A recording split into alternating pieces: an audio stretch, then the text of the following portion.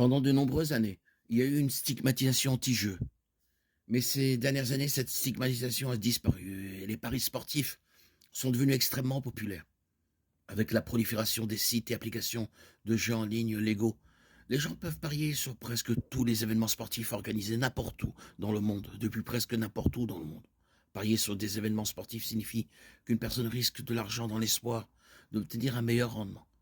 Si le seul facteur était de choisir les gagnants ou les perdants, il n'y aurait pas beaucoup de hasard en jeu. Le plus souvent, la meilleure équipe gagne et souvent, la meilleure équipe est évidente. Pour rendre les choses plus compétitives, les paris sont souvent placés sur l'ampleur de la marge de la victoire.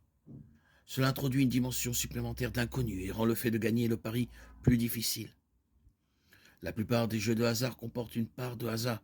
Certains jeux, comme la loterie, sont purement aléatoires. D'autres jeux nécessitent plus d'habileté. Les paris sportifs se situent quelque part entre les deux, car le joueur sérieux aura soigneusement analysé les deux équipes et aura plus qu'une idée claire de qui aura le plus de chances de gagner. Cependant, ceux qui jouent ne reconnaissent souvent pas que Dieu a le contrôle ultime. Il est souverain sur tout.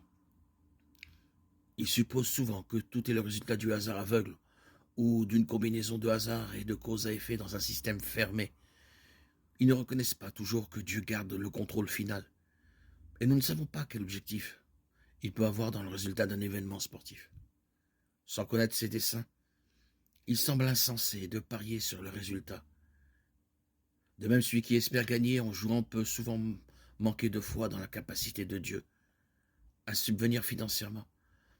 Cela n'est peut-être pas vrai dans tous les cas, mais avant qu'un chrétien ne fasse un pari, quel qu'il soit, il devrait évaluer soigneusement ce que cette activité révèle sur sa propre croyance en la souveraineté de Dieu.